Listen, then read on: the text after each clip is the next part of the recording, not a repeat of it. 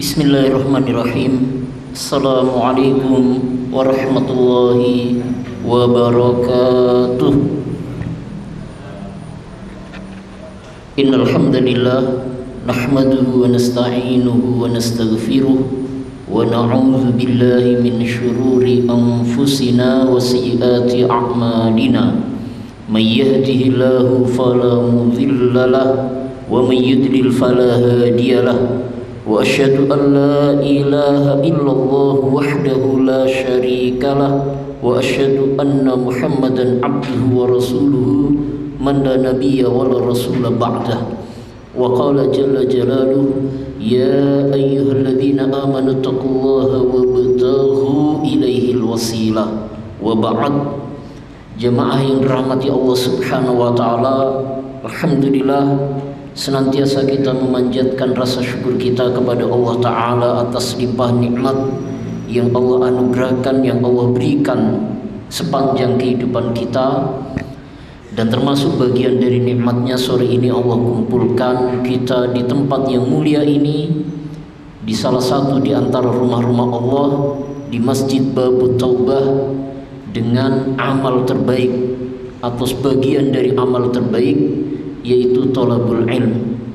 Bahkan Muawiyah ibnu Abi Sufyan radhiyallahu anhu, salah seorang sahabat Rasulullah SAW, menyampaikan dalam sebuah qaulnya, beliau katakan, man hamma bil ma'rufi thumma ajiza anhu faqad wajaba alaihi syukr. Barang siapa yang berniat melakukan kebaikan tapi kemudian ia terhalang dari melakukannya, sudah memiliki keinginan untuk melakukan amal baik tapi kemudian tidak jadi disebabkan oleh satu dan lain hal, kata beliau, faqad wajaba alaihi syukr, sudah wajib untuknya, wajib baginya untuk bersyukur. Karena sekedar niatan melakukan kebaikan itu sendiri adalah bagian dari nikmat. Sekedar keinginan untuk berbuat baik itu bagian dari nikmat. Maka bersyukurlah kepada Allah, berterima kasih kita kepada Allah sekiranya di dalam hati kita, dalam pikiran kita, di dalam kepala kita masih banyak ide-ide, keinginan untuk melakukan amal-amal baik. Apalagi kalau kita sudah membuktikan dengan melakukannya. Jadi kira-kira gambarannya itu, kalau misalnya ada di antara kita yang hari ini awalnya dari pagi mestinya berniat ikut kajian, tapi kemudian tiba-tiba ada satu acara yang tidak bisa ditinggalkan berhalangan, maka sekedar niat baik itu, kata Muawiyah, itu sudah merupakan pahala kebaikan yang disiapkan oleh Allah Ta'ala. Apalagi kalau kemudian mampu melakukan amal kebaikan tersebut. Sehingga pertemuan ini layak untuk kita syukuri. Apa yang kemudian kita jalani sore hari ini bagian dari kenikmatan yang Allah berikan kepada kita, dan mudah-mudahan dengan kesyukuran yang kita lakukan bertambah nikmatnya, sebagaimana dengan kesyukuran yang kita kerjakan terhalang kita dari fitnah dan mara bahaya. Amin ya rabbal alamin. Yang kedua, salawat beserta salam mudah-mudahan senantiasa kita haturkan kepada teladan terbaik kita, Rasulullah Muhammad sallallahu alaihi wasallam. Sebagaimana kita sama berharap mudah-mudahan salawat serta salam terlimpah bagi keluarga beliau, untuk para sahabat beliau yang mulia, dan juga kepada seluruh umatnya, termasuk kita yang dengan langkah tertatih-tatih, dengan segala keterbatasan, tetap berupaya untuk mengikuti jejak langkah beliau hingga akhir zaman nanti. Jamaah yang dirahmati Allah, sebagaimana yang disampaikan oleh pembawa acara tadi, bahwa sore hari ini insya Allah kita masih melanjutkan pembahasan kita tentang salah seorang sahabat Nabi, yaitu Abdullah ibnu Umar ibnul Khattab radhiyallahu anhuma, yang kira-kira sebagian di antara bahasan tentang laki-laki ini sudah kita sampaikan pada pertemuan sebelumnya, tentang bahkan sampai sisi fisiknya. Digambarkan dalam beberapa riwayat beliau biasa mengecat jenggotnya, dan kemudian beliau ini termasuk pendapat mereka yang membolehkan memotong jenggot, itu diantaranya bersumber dari laku kebiasaan yang dilakukan oleh Abdullah ibnu Umar. Karena dalam sebuah riwayat digambarkan beliau itu setiap jenggotnya memanjang, beliau ukur dengan kepalan tangannya. Jadi yang tersisa dari kepalan itulah yang dipotong. Minimal beliau menyisakan sebesar atau sebanyak yang mampu dicakup oleh tangannya untuk jenggotnya. Tentu saja ini bukan berarti melarang. Kalau memang pengen panjang ya monggo. Tapi batasan yang kemudian disampaikan oleh Abdullah ibnu Umar, paling tidak kemudian ada sebanyak kepalan tangan yang kemudian disisakan. Nah, ini gambaran dari laki-laki atau sosok yang kita bahas. Tapi sebelum melanjutkan pembahasan, saya ingin mengawali dengan sebuah hadis. Hadis ini diriwayatkan oleh sahabat Abi Ruqayyah Tamim ibnu Aus Ad-Dari. Beliau menceritakan bahwasanya Rasulullah SAW menyampaikan dalam sebuah sabdanya, ad-dinun nasihah, agama itu nasihat, kata Nabi. Saat kemudian beberapa orang sahabat yang mendengar hari itu kemudian bertanya kepada beliau, liman ya Rasulullah, maksudnya nasihat untuk siapa? Rasulullah kemudian menyebutkan tentang 4 atau 5 golongan, maaf 5. Lillahi wali kitabihi wali rasulihi wali a'immatil muslimina wa ammatihim. Ada 5 kata Nabi. Nasihat itu diperuntukkan pertama untuk Allah, yang kedua untuk kitabnya, yang ketiga untuk Rasulullah, kemudian berlanjut untuk para pemimpin kaum muslimin, dan baru yang terakhir kemudian untuk seluruh kaum muslimin. Coba kita renungi hadis ini. Nasihat, tapi kata Nabi untuk Allah, untuk kitabnya, untuk Rasulnya, baru kemudian untuk para pemimpin dan untuk umumnya kaum muslimin. Maka makna nasihat yang dimaksud dalam riwayat ini tentu saja bukan sekedar pesan-pesan kebaikan, bukan sekedar kata-kata baik, karena kalau yang dimaksud nasihat adalah pesan-pesan kebaikan, tidak ada seorang pun yang mampu menasihati Allah. Tidak ada yang bisa menyampaikan pesan kepada kitab, menyampaikan nasihat, menyampaikan pesan kepada kitab Al-Quran. Maka para ulama, setidaknya menurut Syekh Mustafa Al-Bugha, dalam salah satu kitabnya beliau katakan maksud nasihat dalam hadis ini itu bukan hanya atau tidak membatasi hanya pesan-pesan yang kita sampaikan kepada orang lain, tapi maksud nasihat di sini adalah as-salah, nilai kebaikan apapun yang menghubungkan antara satu pihak dengan pihak yang lain. Maka saya mengambil di bagian ketiga, beliau kemudian memberikan penjelasan tentang makna nasihat kepada Rasul.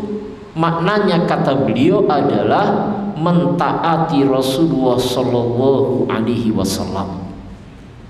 Berdasar pada satu ayat di dalam Al-Quran, Allah Subhanahu wa taala menyampaikan, "Qul in kuntum tuhibbunallaha fattabi'uni yuhibbukumullah wa yaghfir lakum." Katakan wahai Muhammad, sekiranya kalian betul-betul mencintai Allah, fattabi'uni, maka ikutilah aku. Siapa aku di situ? Rasulullah. Maka bagian dari nasihat kepada Rasulullah adalah mengikuti, mentaati, laku apapun, bentuk kebaikan apapun, contoh seperti apapun yang pernah diteladankan oleh Rasulullah Shallallahu Alaihi Wasallam. Nah, kenapa saya mengawali dengan hadis ini? Karena kalau kita nanti bahas lebih lanjut tentang sosok seorang sahabat bernama Abdullah ibnu Umar ini, maka ini adalah gambaran yang paling purna tentang orang yang begitu taat kepada Rasulullah Sallallahu Alaihi Wasallam. Orang yang begitu luar biasa keinginannya untuk mengikut apapun yang dilakukan oleh Rasulullah.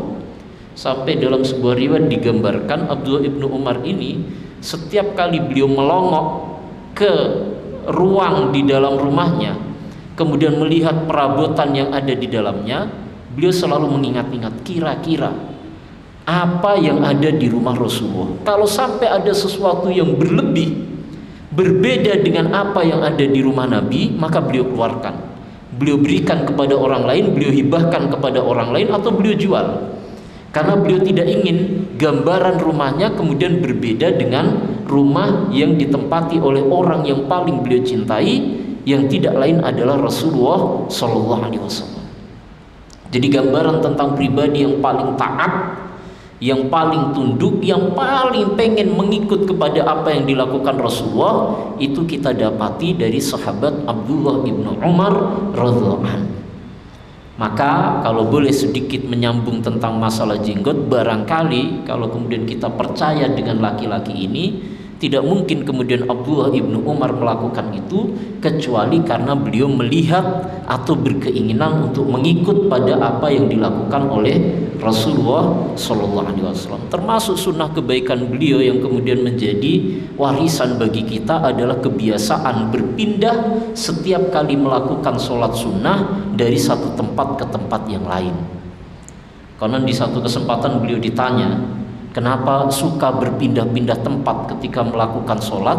Ya beliau katakan, liyukfir atharul khair, agar makin banyak bukti-bukti, jejak-jejak kebaikan yang aku tinggalkan dan akan bersaksi bagiku kelak di yaumul akhir. Jadi banyak tempat yang kelak kemudian akan bersaksi bahwa tempat itu pernah dipakai oleh seorang Abdullah ibnu Umar untuk beribadah kepada Allah, bahwa tempat ini pernah digunakan oleh Abdullah ibnu Umar untuk sujud kepada Allah Subhanahu wa taala. Dan semua itu menurut beliau dilakukan semata karena mengikut Rasulullah Muhammad SAW, tidak ada yang lain. Jadi gambaran ketaatan yang mutlak, gambaran tentang ketundukan yang begitu purna tidak kita dapati dari seorang pun kecuali dari laki-laki ini. Maka kira-kira maksud saya, kalau kita sudah mendapatkan gambaran seperti ini, layak kalau kemudian kita mengkaji sejarah kehidupannya. Karena kehidupan beliau, setidaknya menurut pengakuan beliau, adalah cermin langsung dari apa yang dilakukan oleh Rasulullah SAW. Pantulan dari laku apapun yang selama hidupnya pernah dilakukan oleh Rasulullah SAW. Nah, beberapa riwayat yang menceritakan tentang laki-laki ini kita lanjutkan pembahasannya. Jadi kutipan-kutipan cerita dari para sahabat yang lain atau tabi'in, pengikut para sahabat tentang kehidupan laki-laki ini. Misalnya disampaikan oleh Abdullah ibnu Mas'ud radhiyallahu anhu, ini sahabat Nabi yang lain, memberikan persaksian kebaikan tentang Abdullah ibnu Umar. Kata beliau, fa inna min amlaki syababi Quraisyin li nafsihi minad dunya Abdullah ibnu Umar. Tidak ada orang yang paling mampu mengendalikan dirinya dari pengaruh godaan kehidupan dunia melebihi laki-laki yang bernama Abdullah ibnu Umar. Jadi betapa ia kemudian mampu menata dirinya agar berbagai macam kenikmatan dunia, godaan apapun, entah itu berupa pangkat, jabatan, harta benda dan lain sebagainya, sama sekali kemudian tidak mampu menggoyahkan keimanannya. Demikian pula dalam riwayat lain digambarkan, laqad ra'aitna wa nahnu mutawafiruna wa ma fina syabun wa amlaku li nafsihi min ibni Umar, sebagaimana kami persaksikan di antara para pemuda. Kita bisa bayangkan yang namanya anak muda, atau mungkin sebagian yang ada di sini juga masih muda, biasanya emosinya meluap-luap, gampang dipantik, gampang tersulut emosinya. Tapi dikatakan tidak ada seorang pun pemuda yang kami kenal di zaman kami yang lebih mampu mengendalikan diri kecuali laki-laki yang bernama Abdullah ibnu Umar.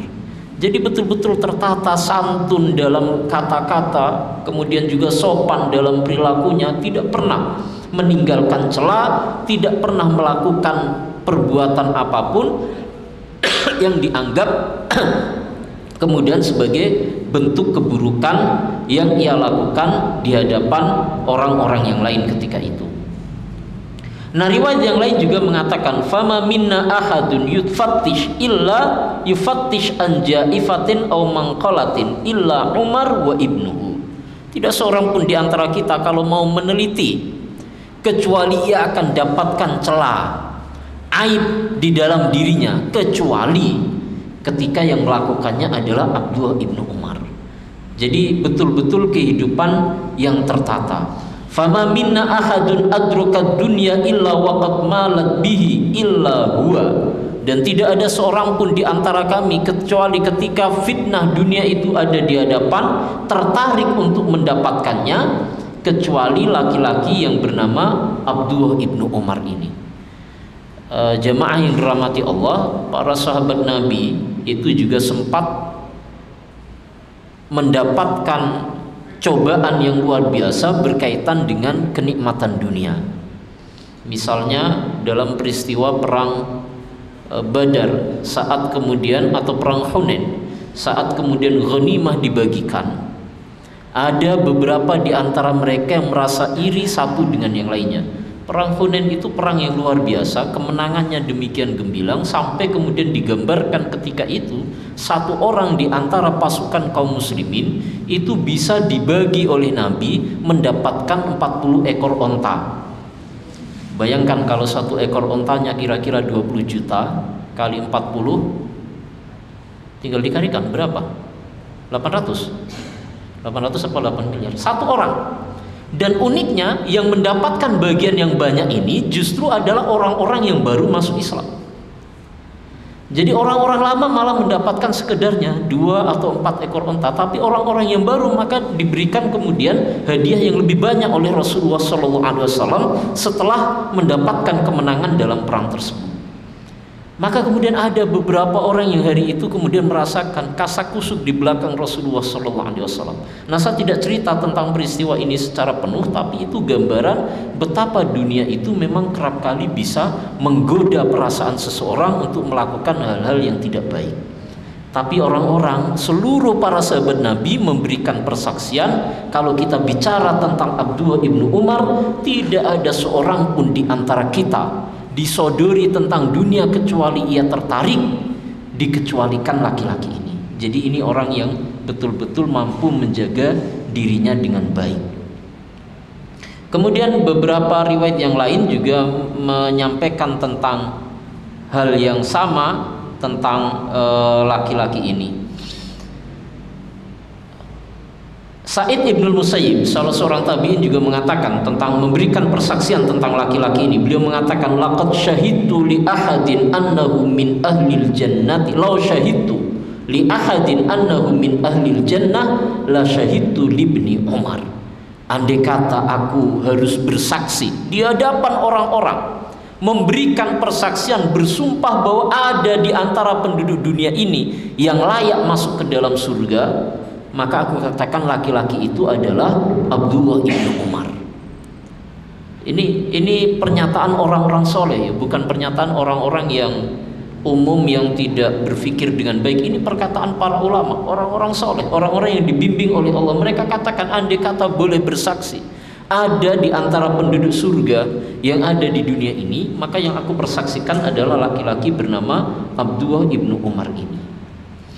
Kemudian riwayat dari Imam Tawus, beliau katakan, ma ra'aitu awra' min ibni Umar. Tidak ada orang yang paling warak itu paling menjaga diri dari memakan sesuatu yang haram, menghindarkan diri dari sesuatu yang haram, yang melebihi Abdullah ibnu Umar.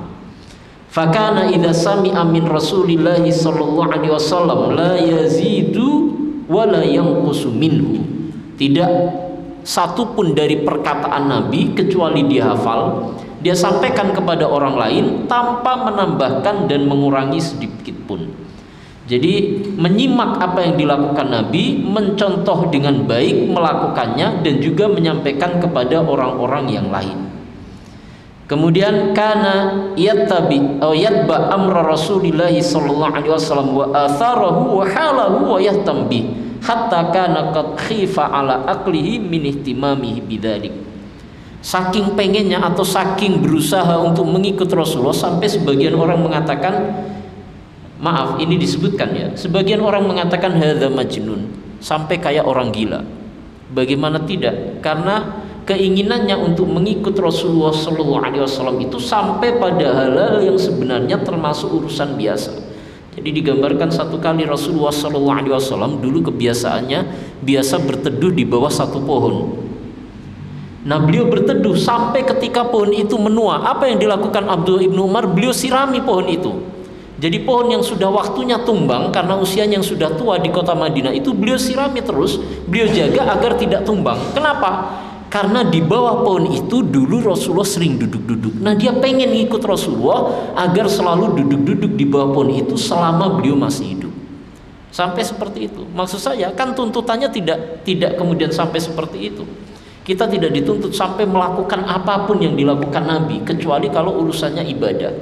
Ini hal-hal biasa yang dilakukan oleh Rasulullah pun beliau ingin mengikutinya, termasuk sekedar duduk-duduk di bawah pohon. Jadi pohon itu dijaga dengan baik, tujuannya hanya satu, karena dulu Rasulullah sering duduk di bawahnya, dan aku ingin mengikut Rasulullah untuk duduk-duduk di bawahnya sampai ketika nanti aku meninggal dunia. Ini Abdullah ibn Umar. Maka ada beberapa orang sampai mengatakan kana khifa aqlu, sampai-sampai kita bisa bayangkan dia seperti orang yang sudah kehilangan akal. Dalam hal apa? Dalam hal keinginan untuk mengikut apapun yang dilakukan oleh Rasulullah sallallahu alaihi wasallam. Fakana kullama makanin shallar rasulu fihi kana shalla fihi. Maka tidak ada satu tempat pun di mana dia melihat Rasulullah pernah sholat di sana, kecuali dia pasti ingin untuk sholat di tempat tersebut. Jadi jauh kalau kita sekedar ingin sholat di Masjid Nabawi yang Rasulullah pernah sholat di sana, itu masih umum. Kalau Abdullah ibnu Umar bukan sekedar Masjid Nabawi, tempat manapun yang ia tahu Rasulullah pernah sholat di sana, maka dia berusaha untuk sholat di tempat tersebut. Wa qala Nafi ibnu an ibni Umar qala Rasulullah sallallahu alaihi wasallam la tarakna hadzal baba lin nisa. Qala Nafi falam yadkhul minhu ibnu Umar. Satu kali Rasulullah sallallahu alaihi wasallam, Masjid Nabawi itu kan pintunya bukan hanya satu. Nah, pada saat Rasulullah sudah tinggal selama beberapa tahun jelang beliau meninggal dunia, itu jamaah masjid makin banyak. Terkadang juga ada kaum wanita yang ikut masuk di dalamnya. Maka ketika itulah, karena awalnya tidak ada peraturan khusus, bukan seperti masjid kita yang dari sejak dibangun biasanya sudah ada, ini pintu untuk golongan bapak-bapak, yang ini untuk ibu-ibu sudah ada. Dulu awalnya tidak ada, karena jamaahnya juga tidak banyak, kaum muslimin juga belum banyak. Tapi makin berkembang, akhirnya ketika banyak kaum wanita yang juga mondar-mandir ke masjid, Rasulullah kemudian sampaikan, "Lau tarokna hadzal baba linnisa," kata Nabi. Kenapa kita tidak biarkan satu pintu ini khusus untuk ibu-ibu? Nah, setelah itu zaman makin berkembang, masjid makin meluas, pintu itu sebenarnya sudah menjadi pintu untuk bapak-bapak. Tapi lagi-lagi karena saking pengennya dia mengikut Rasulullah, sampai ketika masjidnya sudah berkembang pun Abdullah ibnu Umar tidak pernah berani melewati pintu itu. Alasannya hanya satu, karena Rasulullah pernah menyampaikan sebaiknya kita tinggalkan, kita biarkan pintu ini untuk digunakan ibu-ibu. Padahal masjidnya sudah dibangun dan pintu itu sudah menjadi jalan bagi bapak-bapak. Jadi ini bukan masalah tentang kegilaan atau orang tidak normal, tapi yang kita ambil pelajaran adalah semangatnya dalam mengikut apapun yang dilakukan oleh Rasulullah Shallallahu Alaihi Wasallam. Maka gambaran ketaatan, ketundukan itu tidak ada yang lebih pantas kita sebut kecuali menyebut tentang sosok Abdullah ibnu Umar radhiyallahu anhu. Maka saya awali dengan hadis tadi tentang nasihat kepada Rasul. Salah satu makna dari nasihat kepada Rasul itu adalah mentaati, tunduk kepada apapun yang dilakukan Rasulullah berdasar pada ayat Qul in kuntum tuhibbunallah fattabi'uni. Sekiranya kalian mencintai Allah, maka ikutilah aku. Aku yang dimaksud dalam ayat itu tidak lain adalah Rasulullah Sallallahu Alaihi Wasallam. Nah, gambaran yang lain tentang cintanya laki-laki ini kepada Rasulullah diriwayatkan fama sami'a dzikran Nabi sallallahu alaihi wasallam qattun illa baka. Dan setelah Rasulullah sallallahu alaihi wasallam meninggal dunia, maka tidak satu pun disebut nama beliau di telinganya kecuali pasti akan membuatnya menangis. Ini sebenarnya runut ya, karena di pembahasan sebelumnya kita juga membahas tentang sahabat Bilal ibn Rabah yang begitu luar biasa cintanya kepada Rasulullah sallallahu alaihi wasallam. Maka nanti kalau makin banyak kita bahas kehidupan para sahabat, kita mendapatkan cinta mereka kepada Rasul, maka kita akan mendapati betapa Rasulullah itu memang manusia yang luar biasa, yang tidak ada tandingannya dengan tokoh manapun yang ada dalam kehidupan dunia. Kita mendapati cinta Bilal sampai dia tidak sanggup lagi berazan setiap kali menyebut nama Rasulullah dalam bagian dari penggalan kalimat azan. Kita dapati Abdullah ibnu Umar yang setiap kali disebut nama beliau setelah beliau meninggal selalu menangis. Pun kita dapati cerita pada diri Anas ibnu Malik yang saya pernah sampaikan, riwayatnya unik. ketika Rasulullah sampaikan almar'u ma'amman ahab. Satu kalimat sederhana tapi kemudian mendapatkan atau memberikan kepada kita gambaran tentang kekuatan sebuah cinta. Rasulullah sampaikan, setiap orang kelak di hari kiamat akan dikumpulkan bersama dengan siapa yang dicintai. Tiba-tiba Anas ibnu Malik yang mendengarkan hadis itu tertawa, tersenyum, nampak sekali bahagia. Ketika ditanya oleh Nabi, kenapa dengan rasa bahagia yang begitu nyata? Beliau katakan, karena beliau katakan, aku tidak sebaik Abu Bakar, aku tidak sebaik Umar, amalku tidak sebanyak mereka, tapi aku masih punya harapan untuk dikumpulkan bersamamu di surga ya Rasulullah. Kenapa? Karena aku mencintaimu lebih dari apapun. Maka cinta para sahabat ini betul-betul nyata. Kita dapati dalam setiap kita bahas kehidupan para sahabat. Dan itu tidak mungkin terjadi kecuali karena memang kekuatan kepribadian yang dimiliki oleh Rasulullah Muhammad SAW. Jamaah yang dirahmati Allah, dengan segala keterbatasan yang kita punya, mudah-mudahan kita dimasukkan dalam kelompok mereka yang mencintai Rasulullah SAW, dan dengan itu mudah-mudahan kita berhak dikumpulkan bersama beliau di surga Allah Subhanahu wa taala. Amin ya rabbal alamin. Nah, riwayat berikutnya yang lagi-lagi menggambarkan tentang cinta Abdullah ibnu Umar digambarkan, fama ra'aituhu dzukira indahu Rasulullah illa tuhrat jumu'uhu. Tidak satu kali pun kami mendengar nama Rasulullah disebut di hadapan laki-laki ini kecuali air matanya mengalir, menetes. Kemudian dalam riwayat yang lain digambarkan bahwa Abdullah ibnu Umar setiap kali membaca ayat a'udzubillahi minasyaitonirrajim fa kaifa idza ji'na min kulli ummatin basyahid wa ji'na bika 'ala haula'i syahida. Maka bagaimana jika nanti didatangkan dari setiap umat itu saksi-saksi yang menyaksikan perbuatan mereka dalam kehidupan dunia, dan kami datangkan engkau wahai Muhammad sebagai saksi bagi umatmu. Ayat ini bisa dibaca, saya lupa, kalau nggak salah dalam surah An-Nisa atau Ali Imran ya. Ayat ini pernah membuat dua orang menangis. Yang kedua adalah Abdullah ibnu Umar, tapi yang pertama, tangisan ini juga pernah terjadi pada diri Rasulullah Shallallahu Alaihi Wasallam. Satu kali Rasulullah panggil salah satu sahabatnya, di antara sahabat Nabi yang terkenal dengan bacaan Al-Qur'annya selain Ubay ibnu Ka'ab adalah Abdullah ibnu Mas'ud. Dan ceritanya berbeda.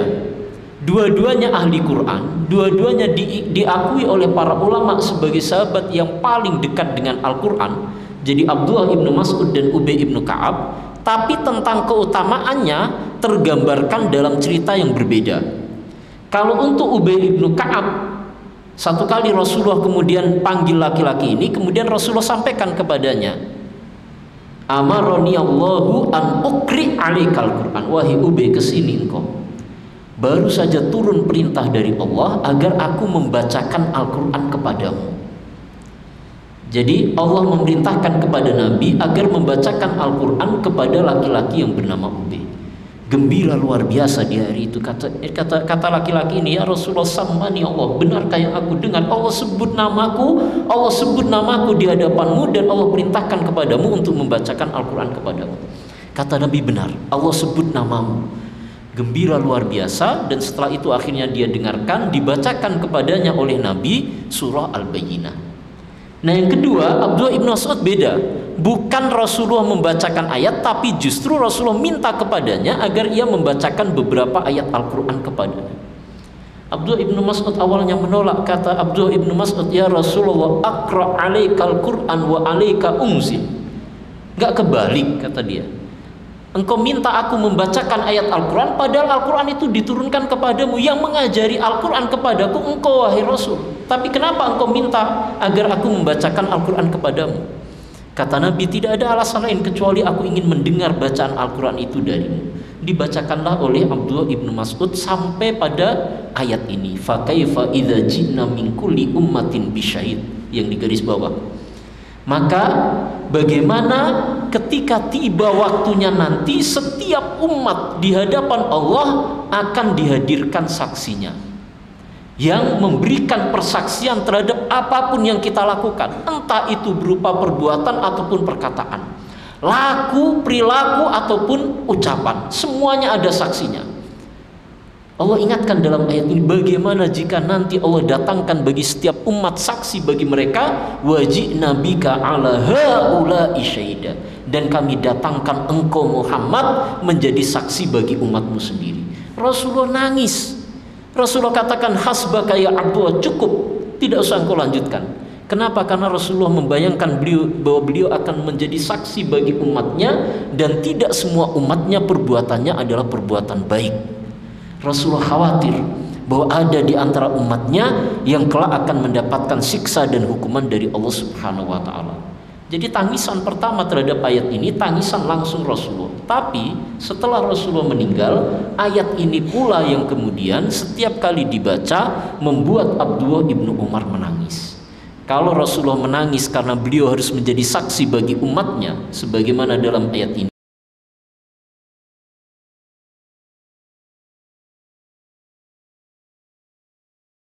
dan saking cintanya dia kepada Rasulullah Shallallahu Alaihi Wasallam. Maka setiap kali ada orang yang membacakan, termasuk dalam riwayat ini, ketika ada laki-laki yang membacanya, air mata berderai sampai membasahi jenggotnya, dia katakan, iksir, cukupkan bacaan, karena dia tidak sanggup lagi mendengar ayat itu. Sebagaimana ia pun menangis setiap kali sampai pada ayat alam yakni lilladzina amanu an takhsha'a qulubuhum lidzikrillah. Belumkah tiba waktunya bagi orang-orang itu hatinya khusyuk, tunduk pada saat ingat kepada Allah. Kenapa masih banyak orang yang dibacakan ayat-ayat Allah tapi sama sekali tidak menyentuh hatinya?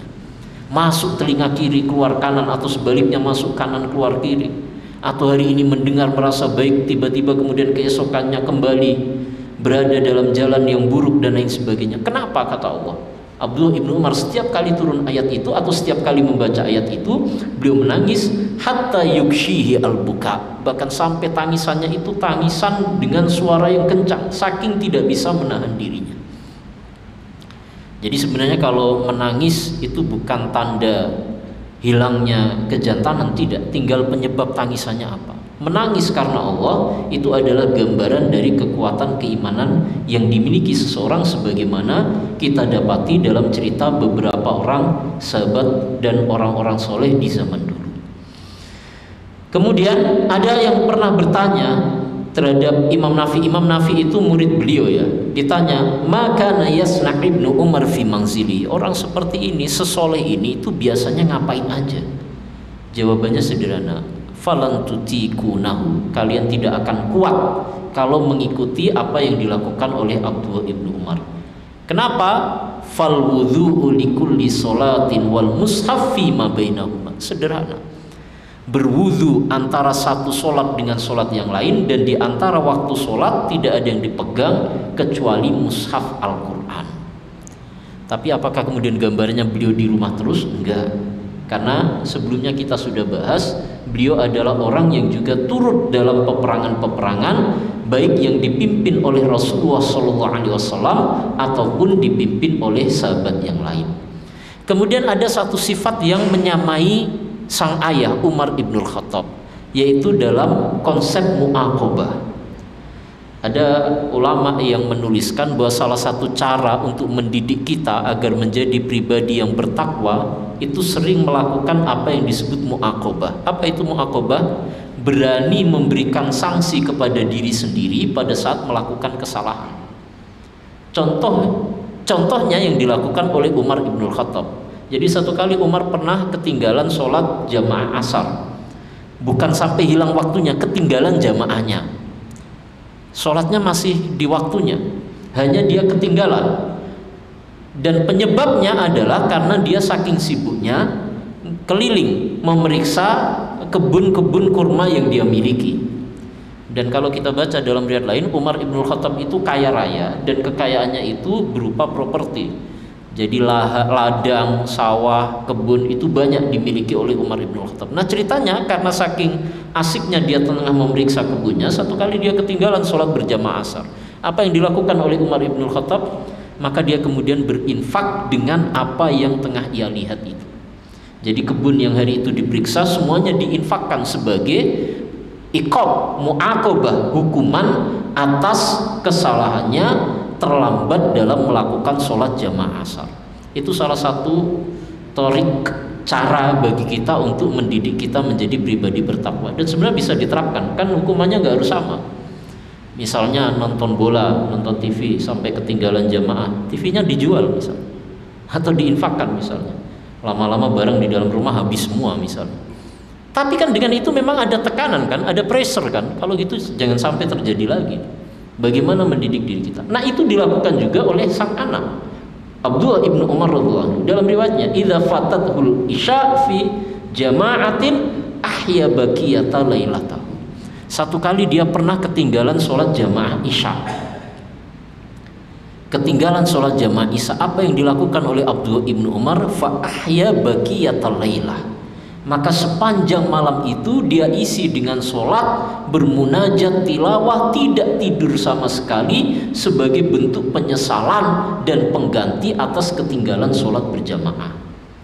Dan tentu saja yang demikian itu tidak mungkin terjadi kecuali orang yang paham kan pahalanya. Karena ketika dikatakan bahwa sholatul jamaati afdhal min sholatil fardhi bisab'in aw khamsi darajah aw khamsi asyara darajah khamsa wa ishrina darajah, bahwa sholat berjamaah itu lebih utama dari sholat sendiri bagi laki-laki dengan kelipatan 25 atau 27 derajat. Maka begitu dia paham dan yakin dengan itu, ketinggalan sekali, kata dia, aku harus isi, aku harus susul di ketinggalan itu.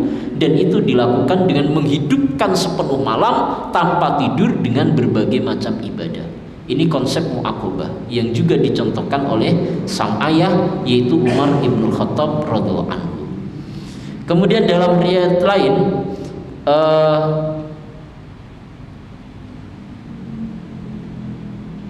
Abdullah ibnu Umar ini terbiasa setiap kali tidur beliau sudah menyiapkan wadah yang berisikan air. Karena dalam ceritanya beliau tidur hanya sebentar, setelah itu biasanya beliau bangun dan untuk menahan kantuknya beliau cipratkan air itu di mukanya. Kemudian bangun kembali, kemudian melakukan sholat malam dan hampir tidak tidur di sepanjang malamnya. Fakana la yasumu fi safar wa la yakudu yuftir fil hadar. Dan ini yang menarik, Abdullah ibnu Umar mencontohkan beliau tidak pernah berpuasa dalam keadaan bepergian. Kenapa? Karena bagi orang yang bepergian sebenarnya agama kita memberikan rukhsah, keringanan untuk tidak berpuasa. Tapi beliau juga hampir tidak pernah berbuka, dalam arti kalau datang kesempatan untuk berpuasa sunnah, selama beliau ada di mukim, dalam kondisi mukim, tidak sedang bepergian, berada di rumahnya, maka beliau membiasakan dengan puasa. Hari ini banyak yang kebalik, sok kuat, lagi safar, nggak apa-apalah, kita masih kuat, malah tetap berpuasa. Atau kadang-kadang kalau puasa mungkin jarang ya, tapi yang kita jumpai masalah sholat ya. Sudah diberikan keringanan untuk jamak atau qashar, ada yang masih kemudian melakukan sholat dengan biasa saja. Sebenarnya Islam sudah memberikan keringanan. Nah kalau Abdullah ibnu Umar, karena dia ingin mengikut Rasul, dicontoh apapun yang dilakukan Rasul. Kalau memang safar, ya ambil rukhsahnya, ambil keringanannya, apakah itu tentang puasa atau sholatnya. Tapi begitu beliau dalam keadaan mukim, maka beliau beribadah dengan sepenuhnya. Jadi bahkan hampir tidak meninggalkan waktu siang kecuali dijalani dalam keadaan berpuasa. Kalau kira-kira puasanya puasa Daud, itu kan memang setiap 2 hari sekali pasti beliau kemudian berpuasa. Kemudian hal lain yang kita dapati dari laki-laki ini adalah kelembutannya. Tidak pernah beliau mencela siapapun, tidak pernah mengeluarkan kata-kata kasar. Bahkan ada riwayat yang begitu detail, satu kali beliau hampir saja keluar mengucapkan kata-kata laknat, celaan kepada pembantunya karena kesalahan yang dilakukan oleh sang pembantu. Tapi hanya sampai kata, kalau dalam bahasa Arab ungkapan celaan itu bisa diungkapkan dengan ungkapan Allahumma an, ya Allah laknati ia. Tapi belum sampai di situ, dia baru mengucapkan Allahumma an. Itu disebutkan dalam detail di sini ya. Kenapa saya bisa cerita sedetail itu? Tidak sampai mengucapkan kata nun, harusnya al-an, tapi dia baru a, kemudian dia tersadar dan tidak jadi. Jadi betul-betul tertata terhadap istrinya. Dia adalah seorang laki-laki yang begitu lembut, luar biasa.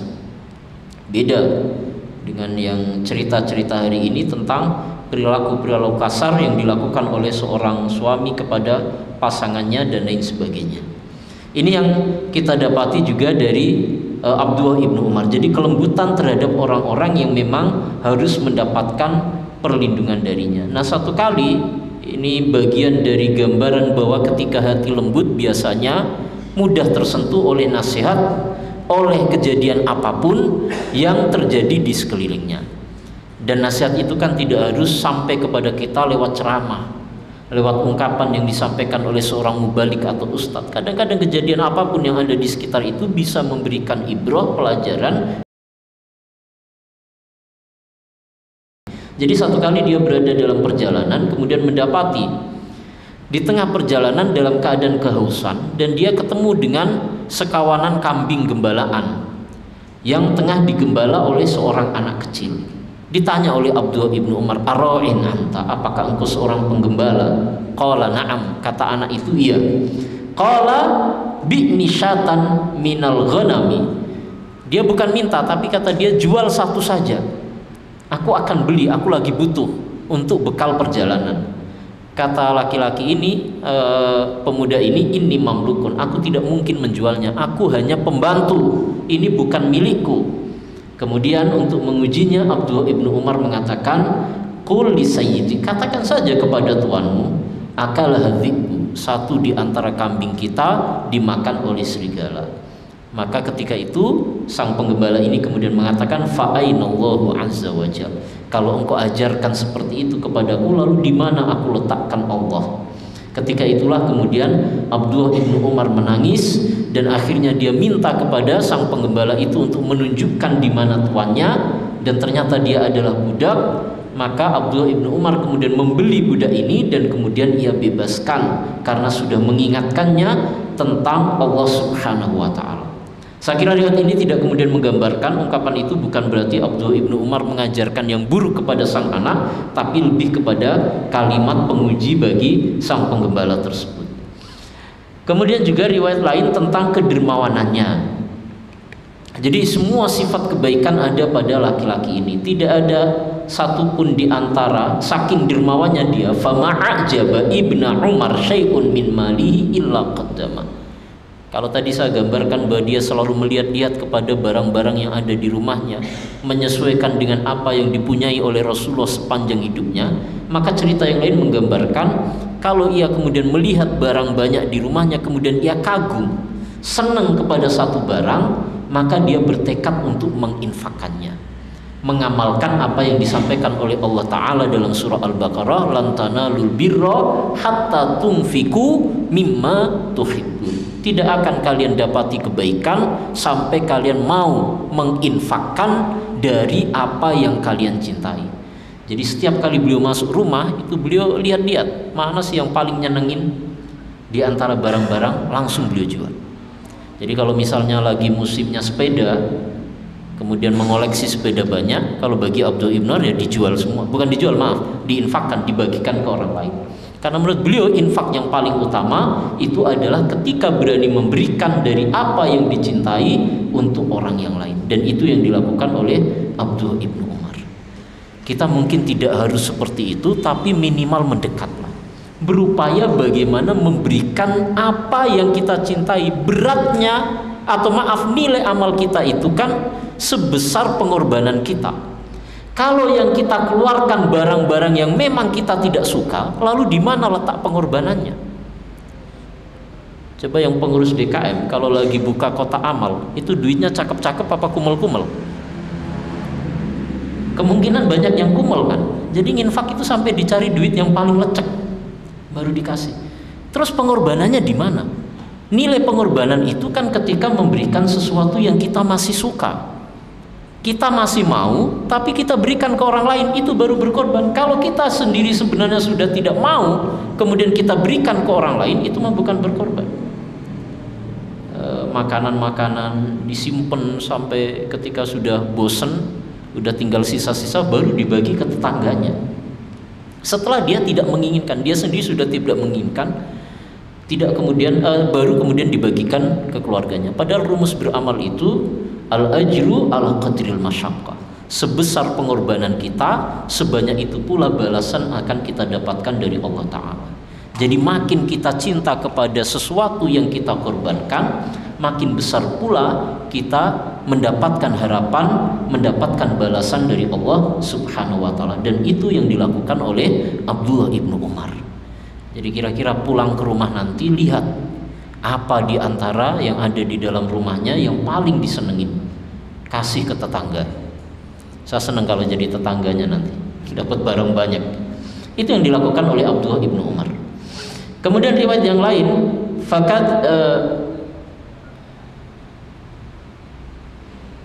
ini sama tentang masalah infak. Kemudian cerita yang lain, kana u'tiya bi asyrati alafi dinar fadakhala ala Safiyah imra'atuhu fahaddatha qalat fama tantadhir qala fahalama huwa khairun min dhalik huwa hurrun liwajhillah fakana yukhayyal ila annahu kana yanfi qaulallahi ta'ala lan tanalul birra hatta tunfiqu mimma tuhibbun.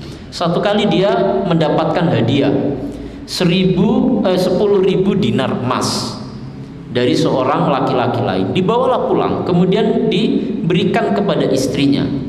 Kemudian kata dia kepada sang istri, kemudian ia berbicara dan memberikan uang tersebut kepada istrinya, tapi kemudian istrinya mengatakan, fama tamtadhir, apa yang kamu tunggu wahai suamiku? Maka oleh keduanya uang tersebut kemudian dibagi-bagikan, karena mereka mengatakan bahwa yang akan diberikan oleh Allah sebagai balasan jauh daripada ketika uang ini kita simpan. Jadi ini gambaran bahkan ketika suaminya kemudian memang tergambarkan sebagai sosok yang soleh, maka kesolehan itu juga menyentuh istrinya juga. Kemudian inkana ibnu Umar liyufarrik fil majlis 30 alfan lam ya'ti alaihi syahrun ma ya'kul mazra'ata lahmin. Satu kali Abdullah ibnu Umar pernah mendapatkan hadiah. Jadi karena orang soleh banyak orang baik kepadanya, 30.000 dinar emas. Tapi yang diketahui oleh muridnya Imam Nafi, di bulan itu, bulan ketika dia mendapatkan 30.000 uang emas itu, tidak sekalipun aku melihat dia makan enak. Daging ini gambarannya, makanan enak di zaman itu. Bukan duitnya disimpan, tapi karena begitu dia mendapatkan itu, maka saat itu pula kemudian ia bagikan kepada orang-orang yang ada di sekitarnya. 30.000 dinar itu, kalau satu dinarnya 4,5 gram, berarti 4 jutaan ya, nilai kecilnya, kali 30.000, hitung sendiri, sekian uang. Tapi di bulan itu tidak dijumpai sedikit pun laki-laki ini memakan daging. Ini gambaran dari tentang kedermawanan dari sosok Abdullah ibnu Umar ini. Kemudian sebagaimana yang sudah kita pernah bahas, saat Khalifah sang ayah Amirul Mukminin Umar ibnul Khattab radhiyallahu anhu meninggal dunia, bahkan beberapa tahun kemudian ada banyak tawaran baginya untuk menggantikan atau menjadi pemimpin dari kaum muslimin, termasuk ketika Yazid ibnu Abi Sufyan meninggal dunia. Banyak orang yang datang kepadanya menawarkan untuk menjadi pemimpin bagi kaum muslimin. Maka ketika itulah kemudian dia menolaknya. Sama sekali tidak ada keinginan baginya untuk mendapatkan kepemimpinan atau jabatan apapun. Satu kali di kesempatan yang lain, ini untuk sifat kehati-hatiannya. Jadi Abdullah ibnu Umar ini pernah sakit. Karena orang sakit, satu kali dia mengatakan kepada istrinya, tolong belikan anggur. Baru diberikan anggur, beberapa tandan atau beberapa anggur yang diberikan oleh istrinya. Ketika istrinya masuk ke dalam rumahnya, tiba-tiba didengar di pintunya ada pengemis yang meminta-minta. Kata Abdullah ibnu Umar, berikan anggur itu kepada pengemis itu. Sampai 3 kali balik ke pasar, dan kemudian datang lagi untuk ketiga kalinya. Sang istri kemudian berbisik kepada pengemis itu, tolong engkau jangan meminta lagi, karena Abdullah ibnu Umar sedang dalam keadaan sakit. Karena sepanjang ia mendengar ada orang yang meminta, maka ia pasti akan memberikan apapun yang ada di sisinya. Ini gambaran dari kedermawanan yang lain yang kita dapati dari sosok Abdullah ibnu Umar radhiyallahu anhu. Kemudian di antara ungkapan lain yang kemudian disampaikan oleh beliau sebagai pelajaran bagi kita, la as'alu ahadan syai'an wa la aruddu ma razaqani Allah. Ini prinsip juga. Tidak pernah meminta, aku tidak pernah meminta kepada siapapun di antara manusia, tapi aku tidak menolak pemberian dari orang sebagai bagian dari rezeki Allah. Ini sebenarnya menarik ya, jemaah yang dirahmati Allah, dan perlu kita terapkan, tapi harus sepadan. Diberi orang itu menurut saya diterima saja, karena itu kita juga memberikan kesempatan kepada orang untuk berbuat baik, tapi di kesempatan yang lain jangan pelit untuk berbagi kepada orang lain juga. Nah, ini yang dikatakan beliau, aku tidak pernah meminta kepada siapapun, tapi kalau ada orang yang memberi, aku akan terima sebagai bagian rezeki dari Allah. Tapi lihat dalam cerita sebelumnya, begitu beliau mendapatkan sesuatu bukan untuk dirinya, tapi juga untuk diberikan kepada orang lain. Kemudian sebagai penutup di kesempatan sore hari ini, kita gambarkan tentang kesantunan dari laki-laki ini, sebagaimana riwayat dari Abu Amr As-Saddi.